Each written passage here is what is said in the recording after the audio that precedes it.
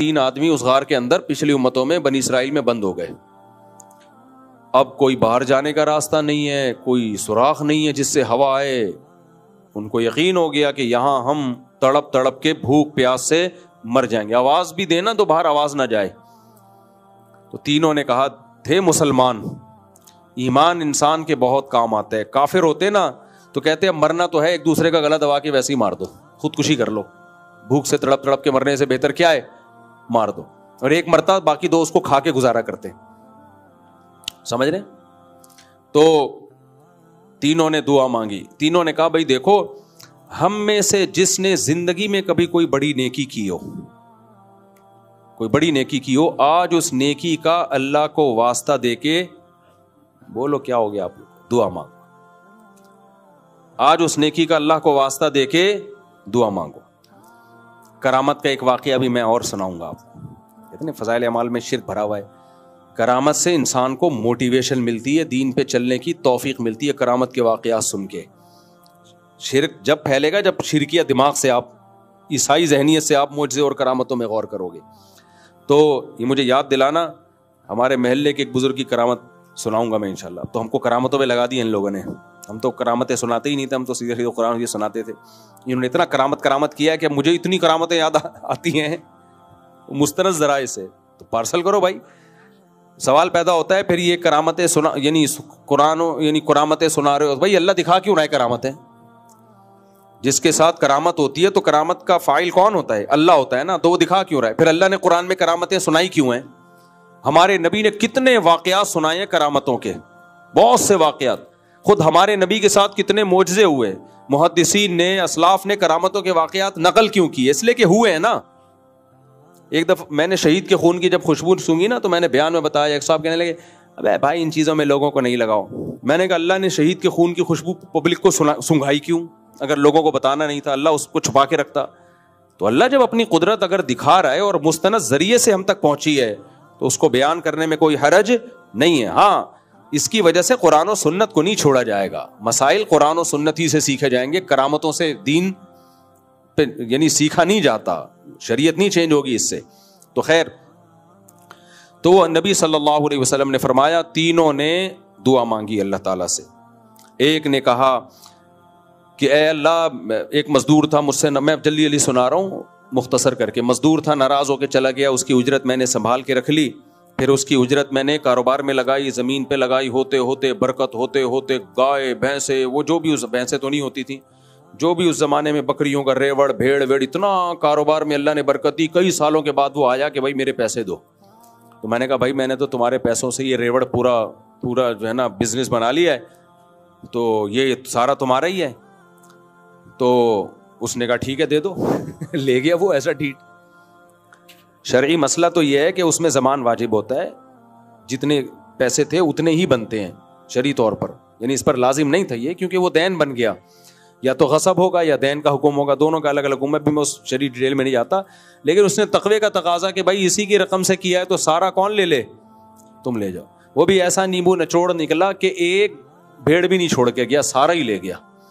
اب اس کے دل میں اللہ کا خوف تھا. پیسہ قربان کرنا اللہ کے لیے بہت مشکل ہے. کہنے لگا اللہم ان کنت فعلت ذلک ابتغاء مرضاتک فاکشف عنا ما نحن فیہ. اے اللہ اگر میں نے یہ تجھے راضی کرنے کے لیے کیا تو جس عذاب میں آج ہم مبتلا ہیں اللہ اس عذاب کو ہم سے دور کر دے. نبی نے فرمایا پتھر تھوڑا سا لڑک گیا. یہ نبی کرامت کے واقعات سنا رہے ہیں کہ نہیں سنا رہے؟ نہیں آئی میرا خیال ہے بات. تو یہ تو پھر نبی صلی اللہ علیہ وسلم پہ معاذ اللہ الزام ہوتا ہے, یا رسول اللہ آپ قرآن و سنت سے ہٹا کے کرامتوں پہ لگا رہے ہیں. یہ بنتا ہے اعتراض. بھائی قرآن و سنت میں کرامتیں ہیں تو یہ قرآن و سنت سے ہٹایا نہیں جا رہا, یہ قرآن و سنت پہ چلانے کے لیے کہ نیک عمل کرو گے تو کیسے کیسے واقعات ہوتے ہیں اللہ کے. تو اب کوئی کہے دعا کا قبول ہونا کرامت نہیں ہے, دعا کا اس طریقے سے قبول ہونا کرامت ہے. دعائیں تو سب صبح شام مانگتے ہیں, ہم بھی مانگتے ہیں, آپ بھی مانگتے ہیں. یہ تھوڑی ہوا ہے اللہ سے مانگا اور فرشتہ اترا اور پیسے ڈال کے جیب میں چلا گیا, ایسا تھوڑی ہوتا ہے. اگر ایک دم سے ایسا ہو گیا تو یہ کیا ہے؟ یہ تو پھر کرامت ہے. تو پھر اس شخص نے دوسرے نے دعا مانگی. اچھا دیکھو, اللہ کی بھی رحمت, اللہ چاہتے ایک دم سے پورا پتھر ہٹا دیتے نا, لیکن اللہ ان بقیوں کا عمل بھی لانا چاہتے تھے کہ صرف یہ ایک محبوب عمل نہیں ہے, اور بھی محبوب عمل ہیں. دوسرے نے کہا اے اللہ میں بکریاں چراتا تھا, رات کو جب گھر آتا تو دودھ نکال کے سب سے پہلے اپنے ماں باپ کو پلاتا اور پھر خود پیتا, بچوں کو پلاتا. جب میں گھر آیا دیر ہو گئی, میرے ماں باپ بوڑھے ماں باپ سو چکے تھے, پیالہ لے کے میں ان کے سرہانے کھڑا رہا.